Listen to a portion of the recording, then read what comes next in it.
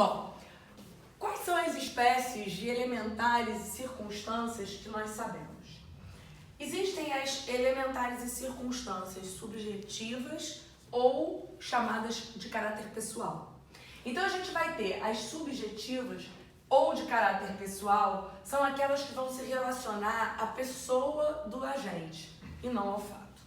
Então a gente vai ter as elementares subjetivas ou de caráter pessoal, que vão ser aquelas que vão se ligar à pessoa do agente.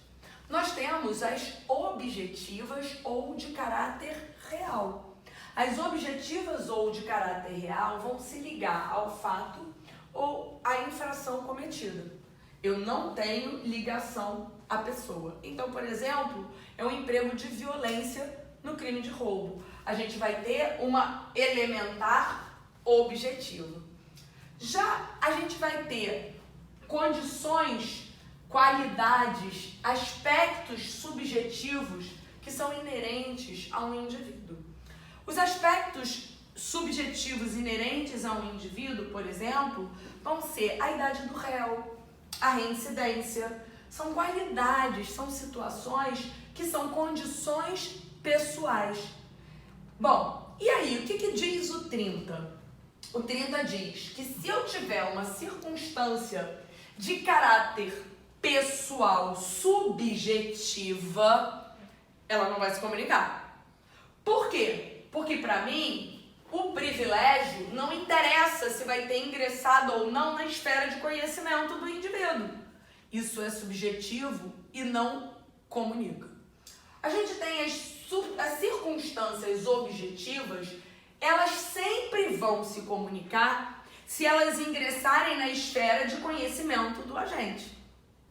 E ainda nós temos as elementares objetivas e subjetivas que vão se comunicar desde que elas ingressem na esfera de conhecimento do agente. Então, repare, a gente tem como regra o 30 dizendo que não se comunicam as circunstâncias e condições de caráter pessoal. Então, quando ele fala que não se comunicam as circunstâncias e condições de caráter pessoal, ele está dizendo para mim que ingressando ou não na esfera de conhecimento, sendo apenas circunstância e condição, não se comunicam.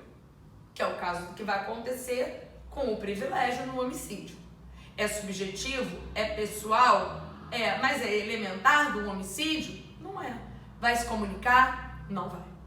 Agora, se for elementar do crime, as elementares elas vão ingressar, desde que, obviamente, chegue à esfera de conhecimento daquele indivíduo. Agora, se eu tenho uma circunstância objetiva, a circunstância objetiva, ela vai se comunicar, tá? Bom, e o infanticídio, que é a grande briga que existe nessa vida, né? O infanticídio, a gente tem uma briga muito forte. Por quê? Na verdade, o infanticídio, ele vai trazer uma modalidade de homicídio no qual a mãe, sob a influência do estado puerperal, vai matar o próprio filho durante o parto ou logo após. O infanticídio vai trazer uma elementar de caráter pessoal, que é a condição de mãe, sob a influência do estado puerperal.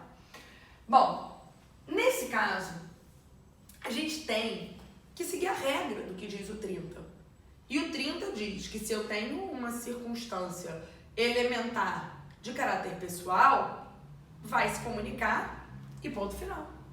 Eu tenho que ter a comunicabilidade dessas circunstâncias. Agora, o 30, ele quando fala isso, ele não traz nenhum tipo de exceção.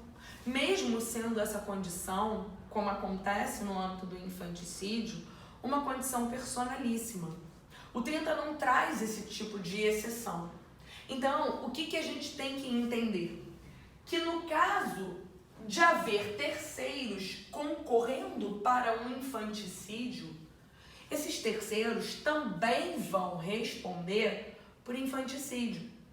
desde que a condição de mãe sob a influência do estado puerperal tenha ingressado na esfera de conhecimento desse indivíduo. Então, repara que quando a gente trabalha no âmbito do artigo 312, eu não tenho diferença do funcionário público para mãe sob a influência do estado puerperal.